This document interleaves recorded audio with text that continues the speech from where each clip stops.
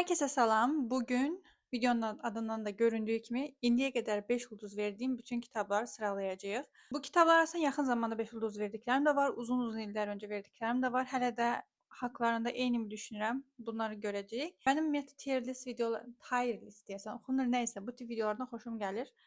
Sıralama şəklində olan, daha çox fantezi falan işte kanallar mənim tərzdə fantezi oxuyanların videolarına həmişə baxıram. Dedim belə bir video çəkim, bilmirəm maraqlı gələrmi sizə də?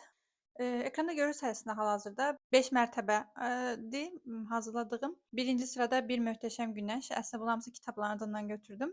Bir Möhtəşəm Günəş odur ki, hələ də o kitab haqqında çox yaxşı düşünürəm. Çox qəşəng kitabdır deməkdir. PS Səni hələ də sevirəm. Əslində Səni sevirəm də mən biraz dəyişdim. Bu o deməkdir ki, yəni 5 ulduz bəlkə də çox o qədər deyil, amma yenə də bilmirəm, məndə yeri ayrıdır bu kitabın. Ona görə də yəni əksikliklərinə rəğmən sevirəm. Qürur və Qərəz odur ki, bilirəm əslində 5 ulduzluq bir kitab olmadığını, amma qürur yəni həmin zaman oxuyub əslində çox sevmişəm, təsir eləyib və bəlkə də başqa zamanda oxusam o qədər sevməzdim. Yəni o əksiklikləri bəlkə mən də görərdim, bəlkə nə bilim. Yəni amma hələ də yəni mənim üçün çox qəşəng kitabdır. Yenidən başlamaq mümkün olsaydı bu demək olar ki, haqqında unutmuşam bu kitabı. Yəni yenidən oxusaydım eyni cür düşünərdim, əmin deyiləm. Çünki kitabın çox hissəsi yadımdan çıxıb. Bəlkə də 5 ulduzluqdur, bəlkə də deyil. Əmin ola bilmədiyim üçün belə bir yer var. Sonuncusu Səfirlər. Əslində vaxtilə hər kəsin çox-çox tövsiyə etdiyi, əslində çox da qəşəng kitablar olan, amma artıq görməkdən bezdiyim, yəni mənim üçün belə ilk növbədə tövsiyə olaraq etməyəcəyim kitablardır. Belə deyim. Səfil vəziyyətdədirlər. İndi kitabları onsuz yerləşdirdikcə sizə də daha aydın olacaq deyə düşünürəm. İlk sırada zaten Kralların Yolu və Parlayan Sözlər var ki, bunlar birbaşa direkt Bir Möhtəşəm Günəşə qoyacağım. Çünki yəni bu kitabların yeri məndə 20 il də keçsə, 30 il də keçsə ayrıdır. Yəni Fırtına İşığı Arşivi seriyasını çox-çox sevirəm. Brandonla bağlı videom var bu arada. İstəsəniz keçib baxa bilərsiniz. Hardan başlayaq, nə oxuyaq, hansı kosmik evreninə aid kitablardan hansılar deyil falan baxa bilərsiniz orada. 5-ci Dalğanı mən ilk oxuyanda çox sevmişdim. Sonra seriyanın ikinci kitabını oxudum və heç bəyənmədim. Hətta film də çəkilmişdi 5-ci Dalğaya. Tutmadı deyəsən, davamı gəlmədi. Seriyanın 3-cü kitabını heç oxumadım da, yəni o dərəcə. Amma ilk oxuyanda 5-ci Dalğanı çox sevmişdim. Yenidən oxusam eyni xalı verərəmmi, əmin deyiləm. Yenidən başlamaq fikrim də yoxdur. Seriyanı bitirmək fikrim də yox idi, amma yenidən başlamaq mümkün olsaydı qoyacağam. Bilmirəm, bəlkə də 4 xal falan verərdim, amma ondan aşağı verərdimmi əmin deyiləm düzü. Sadəcə o kitabın çox hissəsini yenə də unutmuşam və young adult-dır, yəni gənc yetişkin janrdadır və oxuyub indi oxusam bəlkə də əsəbləşərəm bəzi hissələrdə, əmin deyiləm. Belə, keçirəm 22-11-63, zaten bunu da direkt qoyuram. Son illərdə, son aylarda danışdığım kitablar haqqında çox da geniş danışmayacağım, zaten bezdirmək də istəmirəm. 22-11-63-ü çox sevdiyimi də bilirsiniz. Alaycı Kuş zaten, yəni mümkün deyil başqa yerdə olmağı ən sevdiyim distopiyalardandır. Çərpələng Uçuran. Bunu məsələn mən səfillərə qoyacağım. Çünki həqiqətən qəşəng kitabdır. Sadəcə artıq o qədər görmüşəm ki, yəni elə kitablar var ki, məsələn Kürk Mantolu Madonna kimi ki, o kitaba mən heç vaxt 5 verməmişdim, amma yəni kitab gözünüzdən düşür istər-istəməz. Yəni o qədər danışılır ki haqqında və bir yerdən sonra əslində yəni kitab oxuduqca mənim çox-çox əvvəllər oxumuşdum bunu məktəb vaxtında. Üstünə bayağı bir kitab oxuduqdan sonra əslində görürsüz ki, o qədər də möhtəşəm bir kitab deyil. Qəşəng kitabdır, təsirlidir falan. Nə demək istədiyimi məncə çox yaxşı başa düşürsünüz, amma sonrakı məsələn Bir Möhtəşəm Günəşdir. Səni hələ də sevirəmi qoyacağam. Çünki həqiqətən daha çox bəyənmişdim mən Çərpələng Uçuranı. Ümumiyyətlə Xalid Hüseynin ən çox bəyəndiyim kitabı olmuşdu. Biraz feminist tərəfi var, həm güclü qadın obrazları yaradıb. Ona görə bu kitabın yeri məndə ayrıdır və hələ də sevirəm. Çizgili Pijamalı Çocuk. Bu kitabı universitet vaxtı oxumuşam və bəzi şeyləri xatırlamıram, çox yox, uşağın gözündən anladıldığı üçün, yəni sevənləri çoxdur. Filmi var, filmini hələ izləməmişəm. Filmi daha təsirlidir deyənlər də var. Yəni bunu da səfirlərə qoyacağam. Yəni qəşəng kitabdır. Çox da yaxşı başa düşürəm. Qəşəngdir. 5 ulduzluq da kitabdır bəlkə, amma dediyim kimi sadəcə olaraq hər kəsə belə tövsiyə edəcəyim bir kitab olmaz şəxsən mənim bu, ya da kitab oxumağa yeni başlayan birinə. Əslində dili də asan dildə yazılıb. Nəysə, bura qoyacağam. Sonra Deha. Əslində bu seriyanın ikinci kitabıdır. Efsanə Deha şampion Mary Lou-nun İlər və Warcross falan seriyası da yazan yazardır. Kitab haqqında heç nə xatırlamıram. Yeni oxusam ikinci kitaba 5 verərdimmi, əmin deyiləm. Yenidən başlamaq mümkün olsaydı qoyacağam ona görə. Çünki həqiqətən kitabı xatırlamıram. Heç nə xatırlamıram yəni. Doğu Ekspresində Cinayət. Bu kitabı mən çox sevirəm. Sonunu falan, cinayətin necə işləndiyini, falan xatırlayıram və bu kitabı sevməmin ən böyük səbəblərindən biri o idi. Qatilin kimliyinin açıqlanması hissəsi çox-çox fərqli idi digər detektiv romanlara görə. Ümumiyyətlə indiyə qədər yazılmış. Ona görə çox-çox bəyənmişdim. Yəni detektiv oxumaq istəyənlərə həmişə mütləq tövsiyə eləyirəm. Bir möhtəşəm günəşə qoyacağam mən bunu. Çünki mən bu kitabı çox bəyənmişdim. Dünyalar Savaşı, Dünyalar müharibəsi, deyəsən azıncası da belədir. Yəni qürur və qəraza qoya bilərəm bu kitabı. Yəni nə də olsa müdafiə eləyərəm ki, yəni bu kitab çox möhtəşəmdir. Çünki həqiqətən də ola bilər ki, bəzi yox, bu kitab yox ya, çox qəşəngdir. Mən bu kitabı bir möhtəşəm günəşə qoyacağam. Bu qədər adam fikir dəyişərmi? Çox yadda qalan bir hekayəsi var əslində. Həmişə maraqda saxlayır. Sonu çox qəşəng bağlanmışdı. Yəni ucu açıq falan da bitmirdi. Hər şey sonu çox qəşəng idi. Yəni Erebos. Şimdi Erebos'u mən illər əvvəl oxumuşam və Erebos bu da gənc yetişkindir. İçindən bir oyun var. İşte gənc bir oğlan gözünə alındı. İşte dediyim ki bir oyun, kaset kimi bir şey yayılır məktəbdə. Oğlanın əlinə keçir və onu oynayır. Orada tapşırıqlar verir amma həmin tapşırıqlar real həyatda həyata keçirib falan. Sanki kimsə səni izləyirmiş tərzində bir şey idi.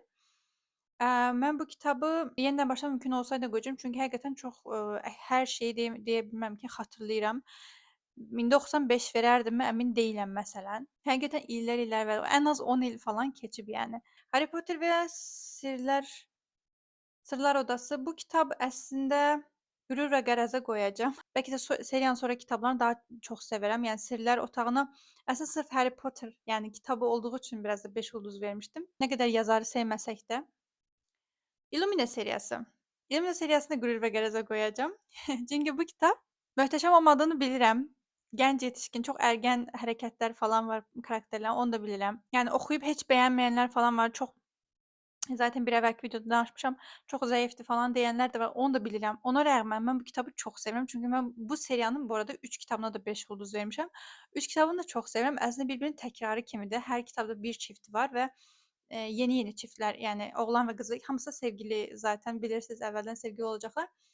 Çox oxşuyurlar bir-birlərinə. Yəni kitablarda da ekstra qeyri-adi bir şey yoxdur, bilirəm. Amma yenə də bu kitablar yəni mən ömrümün sonuna qədər 5 ulduz luxdur məncə. Ritmatist. Ritmatist səni hələ də sevirəmə qoyacağam. Çünki bu da bilirəm ki, məsələn 4.5-lik kitabdır, yəni 5 ulduzluq bir kitab deyil, amma uşaq kitabı olaraq middle grade əslində məktəb yaşlılar üçün nəzərdə tutulub. Seriyanın davamını yazmalıdır bu. Növbəti 5-6 ildə deyəsən yazar. Yəni Brandon Sanderson çox da belə populyar kitablarından deyil, amma çox əyləncəli idi. Sadəcə o sonu biraz twist-ə, tərs köşə ilə bitir. Ona görə istəyirsiniz ki, davamını oxuyasınız. Ona görə də çox da tövsiyə etmirəm hər kəsə ki, mütləq oxuyun. Çünki sonun, yəni davamını bilmir heç kim. Altın Oğul. Altın Oğul yenidən başlamaq mümkün olsaydı qoyacağam. Çünki həqiqətən bu kitab haqqında da heç nə xatırlamıram sonundan başqa. Qızıl Yüksəliş seriyasını təkrar oxumağı düşünürəm. Bu il olmayacaq, yəqin gələn il falan düşünürəm əslində. Yenidən oxuyanda eynici düşünəcəm əmin deyiləm. Seriyada sadəcə buna 5 ulduz vermişəm. Sabah Yıldızına da 5 vermişdim. Sonra da xala düşürmüşdüm deyəsən. Ateşi Yakalamak qürur və qərəzə qoyacağam. Yəni bu seriyanın haqqında da belə hər kəs yəni çox bəyənmir. Ola bilər ki, çox möhtəşəm deyil. Burada da biraz ərgən var. Hətta filmlərinin mən seriyadan, yəni kitablardan daha yaxşı olduğunu düşündüyüm yeganə yəni kitab seriyasıdır. İkinci kitabı mən seriyada ən çox sevirəm. Filmlərdən də ikinci filmi ən çox sevdiyim filmlərdəndir. Dediyim kimi, yenə bunu da ölüb ölənə qədər müdafiə eləyə bilərəm. Möhtəşəm olduğunu, möhtəşəm olmadığını bilsəm də, amma yenə dediyim kimi çox-çox yeri məndə ayrı bir seriyadır. Kafes. Kafesi Səfirlərə qoyacağam. İlk oxuyanda həqiqətən çox bəyəndiyim yenə mənə çox təsir edən kitablardan idi ki, yəni çox da bəyənmişdim. Sadəcə seriyanın ikinci kitabını oxuyandan sonra gözümdən o qədər düşdü ki, əslində ilk kitabımın da günahı yoxdur. Yəni ikinci kitab yaxşı deyildi. Amma yenə də yəni məndə nostaljik olaraq xoş hisslər oyandır, amma belə düşünəndə də yenə əvvəlki qədər də sevmədiyim, amma vaxtında o vaxtı çox sevdiyim üçün də yenə də dediyim kimi məncə səhvlər kateqoriyasına tam uyğundur. Elantris. Elantris səni də sevirəmə qoyacağam. Bilirəm möhtəşəm olmadığını və Brandonun ən zəif kitabı sayılır, amma həqiqətən də çox qəşəng kitabdır. Ona görə də səni hələ də sevirəmə qoyuram. Kandan və Kemikdən Çocuklar. Bu kitab mən yenidən başlamaq mümkün olsa qoyacağam. Kitab haqqında çox az şey xatırlayıram. Qəşəng idi, amma çox uzun idi. Yəni hal-hazırda oxusam 4 verərəm məncə maksimum. Amma sonu çox qəşəng idi. Sadəcə davamını oxumadım. Niyə bilmirəm. Davamı gec çıxdı biraz tərcüməsi də. Bəlkə təzədən nə vaxtsa oxuyaram, əmin deyiləm. Atuan Mezarları bu Yerdən seriyasının ikinci kitabı. Bunu bir möhtəşəm günəşə qoyacağam. Atuan Mezarlarını çox bəyənmişdim. Digər kitabı o qədər sevməsəm də. Yerdən seriyası çox sevilir fəlsəfəsinə görə. fantastik bir seriya olsa da uşaqlar, yəni məktəb yaşlılar üçün nəzərdə tutulsa da, yetkin yaşda oxuyub çox-çox şey götürmək olar. Sadəcə məni biraz sıxan və oxumağımı çox uzadan, çox gec zamanda bitirmişdim mən bu kitabları. Amma Atam məzarlarını hələ də xatırlayıram və çox-çox qəşəng idi. Həyəcanda saxlayırdı. Qadın personaj var idi orada yeni qatılan. İşte birinci kitabdan gördüğümüz personajdan yolların kəsməsi falan çox qəşəng idi. Ona görə o birinci yerdə. Kapitan Qrant uşaqlarını heç, yəni sorğusuz sualsız bir möhtəşəm günəşə qoyuram. Möhtəşəm kitabdır. Başsız atlı. Başsız atlını mən məktəb vaxtı oxumuşam. Yəni deyim sizə hardasa 2010-larda falan. Maks ən gecə 2010, çünki 10-cu sinifdə artıq mən hazırlıqlara falan gedirdim. Ən az 15 il keçib. Kitabdan çox az bir şey yenə də xatırlayıram. Çox qəribədir ki, mən onu qorxu kitabı bilirdim. Sadəcə film uşaq vaxtı televizorda görmüşdüm belə bir film. Başsız bir atlı var idi. Yəni qorxu filmi idi, amma bu tamam fərqli bir şeydi əslində. Teatrdan yenidən nəşr olunduğu üçün çox sevindim. Çox qəşəng üz qabığı falan. Ona görə təkrar oxuyacağam. Yeni oxusam 5 ulduz verərəmmi əmin deyiləm. Mənə elə gəlir ki 5 ulduz verərəm. Amma klassik olduğu üçün əmin deyiləm. O vaxt oxuduğum klassiklər arasında çox fərqli gəldiyi üçün sevmişdim. Hal-hazırda daha çox kitab oxuduğum üçün, yəni o vaxta görə mütaliəm daha geniş, böyüyüb artdığı üçün ona görə yenidən başlamaq mümkün olsa nə qoyacağam? Ben Kirk'i Gürür ve Garez'e koyacağım. Çünkü bu kitabı da hiç sevmeyenler var. Zaten bundan belki videoda da danışmıştık. Yine de bu kitabı ben yani dəxli yoxdur. İstəyirsə heç bəyənməyin, sürüyün bu kitabı. Mən yenə mən yenə də çox bəyəndiyimi deyəcəm. Bilməm yəni.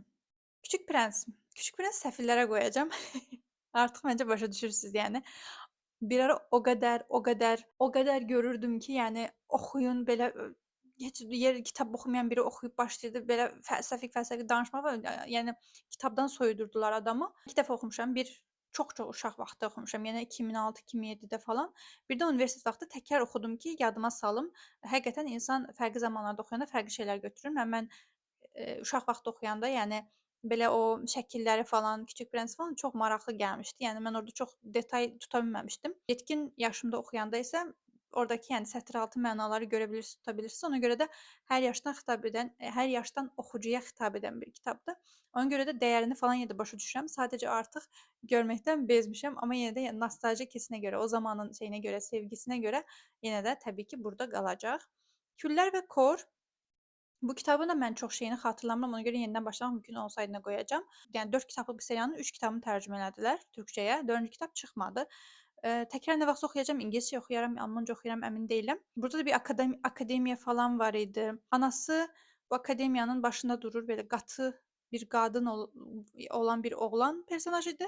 Bir də həmin akademiyaya gələn qız personaj idi. Onların yollarını kəsməsi falan çox da ərgənvari deyildi. Yəni young adult olsa da qəşəng kitab idi.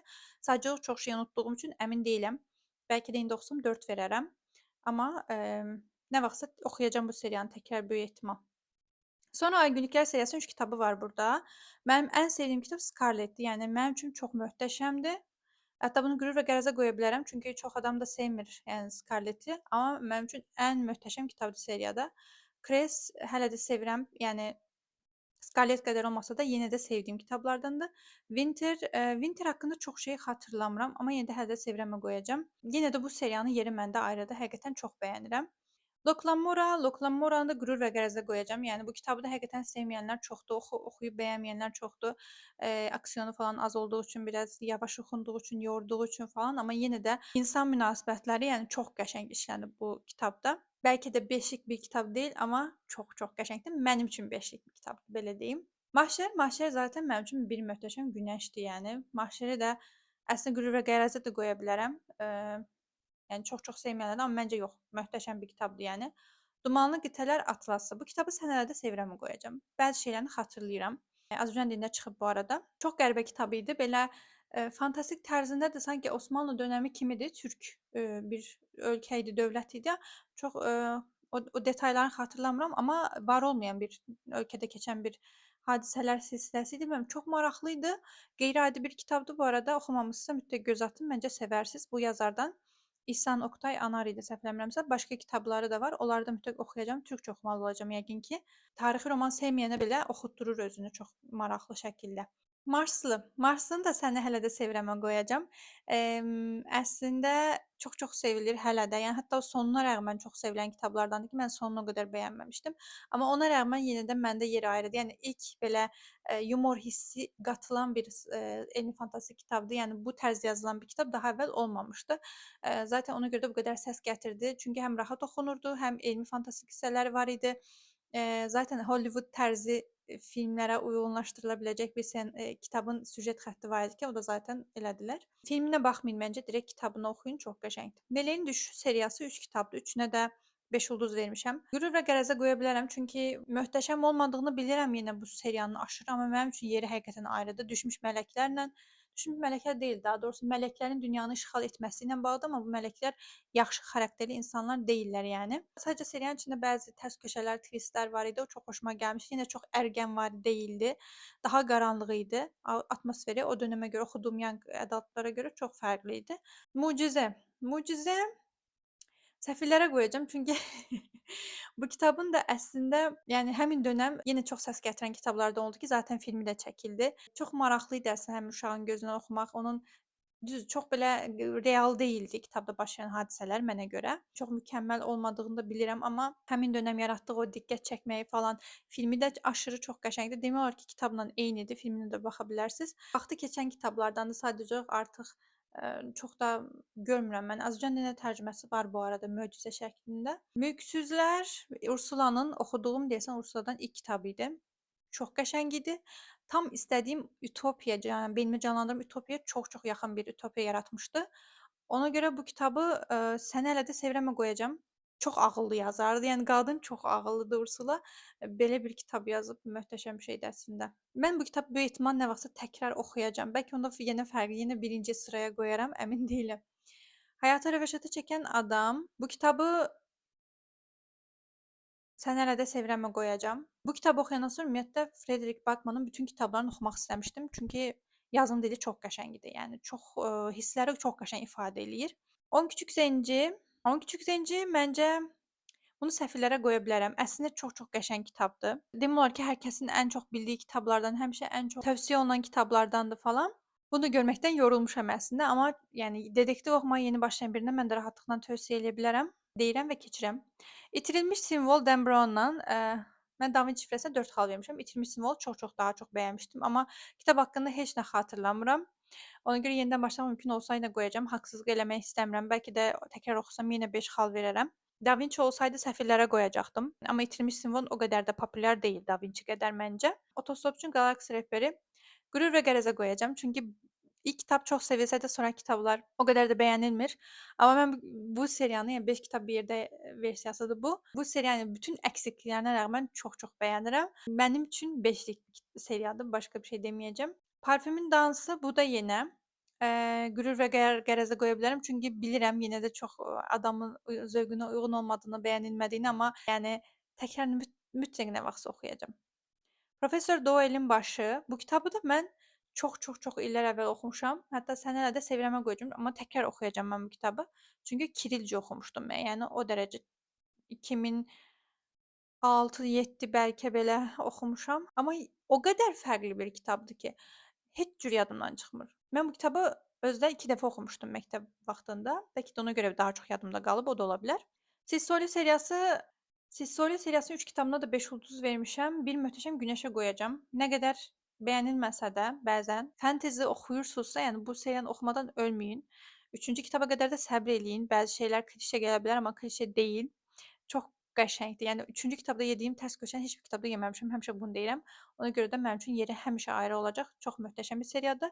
Bu seriyanın davamı var, ikinci erası. Əsas seriyadan 300 il sonrasına alınan Kanun Alaşımı. Onun sadəcə bir kitabını oxumuşam. O da 4 kitablık bir seriyadır. Onu sənə də sevirəmə qoyacağam. Çox da bəyənilən bir seriya deyil əslində. O daha az bəyənilir. Sırf atmosferi biraz fərqlidir ilk seriyadan. Daha əyləncəlidir. İlk seriya daha qaranlıqdır. Göydən kül yağan bir dünya var, yəni Sissoli'da. Amma Kanun Alaşımı'da elə bir şey yoxdur.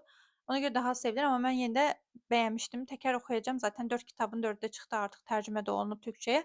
Onda artıq daha dəqiq biləcəm. Kurtdan Kurda Bir Möhtəşəm Günəşə qoyacağam. Gənc yetişkin distopiyalardandır. Hər distopiyada olduğu kimi bir qrup var sistemə qarşı çıxan. Motosiklet yarışı ilə keçir əsas birinci kitab, amma yenə dediyim kimi heç Ərgəncə deyildi Young Adult olsa da. İkinci kitab tərcümə olunmadı, amma ingiliscə oxuyacağam mütləq. Tanatanaflar Bernard Werberdən Azərbaycan dilində, yəni başqa dillərdə çox yoxdur burada Wernerin kitabları. Bunu Sən hələ də sevirəmə qoyacağam. Ölümdən sonrakı həyata səyahət etməyə çalışır. 2 dənə alim idi, səhv eləmirəmsə. Ruhun keçdiyi yerə, getdiyi yerə getməyə çalışırlar. Çox-çox maraqlı kitabdır. Bu tərzdə kitab demək olar ki, yəni heç rastıma da çıxmır. Ona görə biraz iri həcmli olsa da əyləncəlidir və dili çox rahat idi, rahat oxunurdu. Ona görə də bir göz ata bilərsiniz. Mən çox bəyənmişdim. Bu kitab tək kitab deyil deyəsən, davamı var, amma heç ehtiyac yoxdur məncə davamını oxumağa. Zaten bir kitab, yəni mən elə oxudum, bəs elədi. Ölümcül, Qaçış, Qürur və Qərəz.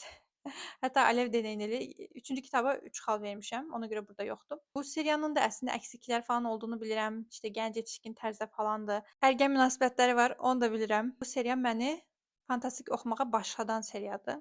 Məni YouTube-a başladan seriyadır. Yəni məndə yeri aşırı ayrı belə çox xüsusi, spesifik bir yeri var yəni. 3-cü kitabı hətta ilk bitirəndə deyəsən ürəyim gəlməmişdi. 5 ulduz falan vermişdim ya 4 vermişdim. Sonradan saldım, yəni çox-çox pis bitirib seriyanın sonunu, yəni tövsiyə eləmirəm çox da oxumağınızı, amma bilmirəm, filmini də izləmişəm dəfələrlə. Yəni nə deyim artıq. Tüm sistemlər çökdü. Deməli tüm sistemlər çökdü. Sən hələ də sevirəmə qoyacağam. Yəni 5 xallıq bir kitab olmadığını bilirəm, amma mən üçün 5 xallıq bir kitab idi valla. Mən çox bəyənmişdim. İkinci kitabı çox-çox daha bəyənmişdim. Onu da sən hələ də sevirəmə qoyacağam. Yol kitabını da çox sevirəm. Onu da sən hələ də sevirəmə qoyacağam. Bir gün təkrar nə vaxtsa yenə oxuyacağam. İlk oxuyanda çox-çox təsir eləmişdi, çox bəyənmişdim. Azərbaycan dilində tərcüməsi də var, oxuya bilərsiniz. Tərcümə barədə fikrim yoxdur amma necədir. Hugo Cabret və Buluşu. Mən bu kitabı çox şeyini xatırlamıram. İçində şəkillər falan var. Həm yazı, yəni roman hissəsini özü yazır, həm içindəki şəkillər özünə məxsusdur. Çox qəşəng kitab, bayağı ağırdı, çox-çox ağır idi. Mən bu kitabı satdım deyəsən, Türkiyəyə falan işləməyə gedəndə. Çünki daşıya bilmirdim ora-bura artıq. Ağır olduğu üçün də çox götürə bilmirdim, amma nəşr tükəndi. İngiliscə ala bilərəm əslində nə vaxtsa, yəni qəşəng kitab idi, amma dediyim kimi çox şeyini xatırlamıram. Sadəcə yadımda deyil, sırf şəkillərinə, yəni o aldanıb da 5 ulduz vermiş ola bilərəm. Romanın özü, hekayəsi o qədər də yadımda deyil. Olasılıqsız bir möhtəşəm günəşə qoyacağam. Olasılıqları hesablaya bilən, bütün olasılıqları eyni anda görə bilən bir insan düşünün. Belə. Şəkər Portakalım. Şəkər Portakalını çox sevirəm mən. Sadəcə bu kitab da aşırı çox populyar oldu və hər kəs oxuyurdu bir ara da bəyənməməyə başladılar, mənfirələr görürdüm mən. Ona görə Qürur və Qərəzə qoyacağam. Bu kitab məni hönkür-hönkür ağladan tək kitablardandır, yəni. O qədər ağlayırdım ki, kitabın səhifələrini görə bilmirdim. Zor güclə qurtarmışdım kitabı. Hələ üstünə kitabı bitirəndən sonra oturub filminə baxmışam, bir kruq da ona ağlamışdım. Niyə elə özümə əziyyət çəkdirmişəm resmən. Amma yəni bu kitabı nə də olsa müdafiə edirəm, çünki o uşağın gözündən o bilmirəm. Ay, nəysə. Steelheart və Firefight var Brandon Sandersondan. Bu ikisini hələ də sevirəmə qoyacağam. Çünki bu yəni seriyanın da çox möhtəşəm olmadığını bilirəm. Hətta Young Adult gedir deyəsən. İşte süper qəhrəmanlar da, amma mənfi süper qəhrəmanların olduğu bir dünyadır. İkinci kitabı çox-çox daha sevmişdim. Üçüncü kitabın sonu yenə də yaxşı bağlamamışdı. Ona görə seriyanı aşırı belə tövsiyə edə bilmərəm, amma mənim üçün yeri ayrıdır. Çünki buradakı karakterləri falan çox bəyənmişdim. Gök Mavisi Denizdəki evi sonu favoriler videosunda danışmışam. Ona görə burada çox bir şey deməyəcəm. Çox şirin kitabdır. Ona görə də bir möhtəşəm günəşə qoyacağım. Günün Gecəyə Borcu. Əslində bu kitabım çox da möhtəşəm. 4 bəlkə 4.5-lik kitabdır bəlkə də, amma yenə də çox sevirəm. Ona görə də səni hələ də sevirəmə qoyacağam. Yəni vaxt keçsə də, uzun müddət keçsə də bu kitabı unudacağımı düşünmürəm. Hizmetçi kitabı mən çox bəyənmişdim. Direkt yəni möhtəşəmə qoyacağam. Hətta bu kitab haqqında mənfi rəylər də axır vaxtlar çox gəlirdi. Qürur və Qərəzə də qoya bilərəm əslində. Sonluğunu çox xoşuma gəlmişdi. İçimin yağları ərimişdi deyirlər. Toçuna elə olmuşdu yəni. Keskin Bıçaq seriyanın ikinci kitabıdır. Möhtəşəmə qoyacağam çünki yaratdığı dünya falan yazarın. Bunu niyə belə olur? Hə. Yazarın yaratdığı dünya falan çox detaylıdır və seriyanın ən qəşəng kitabıdır mənə görə. Zaten bu kitab haqqında çox danışdığım üçün keçirəm. Resimli Adam zaten bunu da danışmışdım. Top 10 videomda danışmışam haqqında. Hekayələr toplusudur, amma çox qəşəngdir. Ona görə də onu da qoyacağam bir möhtəşəm günəşə. Sayt direkt bir möhtəşəm günəşə. Çünki yəni bu kitab haqqında da çox danışmışam Tırpan. Möhtəşəm bir kitabdır. Seriyaya bu il davam edəcəm mütləq. Distopiya sevirsə, gənc etkin janrda yazılmış ən yaxşı kitablardandır deyirəm və keçirəm. Sınmış Burun nəğməsi. Bu kitabı mütləq oxuyun deyirəm. Sən hələ də sevirəmə qoyacam. Burada da yenə uşağın gözündən. Əslində mən də uşaqların gözündən yazılan kitablar oxumağı sevirəm. Hər kəs üçün olmasa da, hər kəs sevmir. Yəni mənim kimi düşünmür. Yəni kiçik bir yerdə keçən bir əslində kitabdır məkan olaraq. Məktəbdə başına gələnlər, müəllimlər, uşaq sinif yoldaşlarla münasibətlər falan bilmirəm. Nəsə uşaq zaten çox xoşuma gəlmişdi. Bart idi adı deyəsən. Adı da yadımda qalıb. Səfirləri əslində yenidən başlamaq mümkün olsa aydına qoyacağam. Çünki mən bu kitabı əslində çox sevirəm, amma məktəb vaxtı oxumuşam, yenə 2008-də falan bəlkə, 2007-2008-də. Heç nə demək olar ki, xatırlamıram. Sadəcə qırıq belə fraqmentlər var yadımda, belə çıqqılı-çıqqılı səhnələr kimi. Ona görə də təkrar oxuyacağam mütləq Tiyasın nəşrinə. Zaten Tiyas belə təkrar nəşr elədiyi üçün çox sevinirəm. Bilirəm ki, tərcüməsi çox qəşəng olacaq. Həvəslə oxuyacağam. Bir kimya məsələsi, səni hələ də sevirəmə qoyacağam. Bu kitabda da bilirəm yenə möhtəşəm, yəni mükəmməl, tam perfekto deyil, çox real səslənmir bəzi şeylər kitabı oxuyanda falan. Amma yenə də onun vermək istədiyi mesajına görə bu kitabı çox bəyənirəm. Arıların Ulduzu haqqında da çox danışmışam bu yaxınlarda. Ona görə onda səni hələ də sevirəmə qoyacağam. Yenə bilirəm möhtəşəm bir kitab olmadığını, amma mənim üçün möhtəşəm idi. Babilin möhtəşəm olduğunu düşünürəm. Toxunmadığı mövzu yoxdur. Dolu-dolu bir kitabdır. İllər keçsə də keyfiyyəti itməyəcək kitablardandır və bilmirəm, yəni fantastik çox azdır zaten içərisində, amma hər janrda oxuyan, hər kəs üçün nəzərdə tutulan bir kitabdır. Ona görə də möhtəşəm olduğunu düşünürəm və keçirəm. Qurtuluş Projesi yenə mənim üçün möhtəşəm bir kitabdır, çünki Marslının üstünə daha çox qoymuşdu burada yazar mənə görə. Burada biraz gedişat çox fərqli idi. Ona görə daha çox bəyənirəm. Rüyanın Ötə Yakası, yəni çox bəyəndiyim bir kitabdır Rüyanın Ötə Yakası. Elmi fantastik olaraq yuxularla bağlı kitablar axtarırsınızsa bir baxın deyirəm. Ursulanın ən sevdiyim kitabı ola bilər. Lanətli Tavşan yenə də mənim üçün çox qəşəngdir. Çox ürküdücü hekayələr var, çox narahat edici hekayələr var içərisində. Amma əlinizdən yerə qoymursuz. Hətta mən səsi kitab şəklində dinləmişdim. Normalda çox gec bitirənəm, amma hər gün dinləyirdim. Çörək almağa çıxırdım, onda belə dinləyirdim yəni. O dərəcə həm çox uzun da deyildi hekayələri, qısa müddətdə bitir. Zirzəmi quşu İranlı bir qadının həyatından slice of life tərzindədir əslində. Bu kitabı da qürur və qərəzə qoyacağam. Yəni bəyənməyəni də çox idi, bəyənəni qədər. Yəni İranlı bir qadın olsa da, İranda keçən həyatı olsa da, Azərbaycana da çox yaxın idi. Vermək istədiyi bir aşırı bir belə şey mesaj yoxdur. Yəni bir hekayə, bir şey yoxdur. Sadəcə bir qadının gündəlik həyatı kimi bir şeydir. Ona görə başa düşməsi bəziləri sıxıla bilər. Bıçağın Kəndisi Səni Hələ də Sevirəmə qoyacağam. Əslində buna da 4.5 vermişdim ona görə. Amma yenə də sevirəm, çünki bu dark fantazidir, qaranlıq fantazidir biraz. Hər kəsə görə olduğunu düşünmürəm əslində Bıçağın Kəndisinin. Məncə xüsusi bir oxuyucusu var Joe Abercrombie'nin.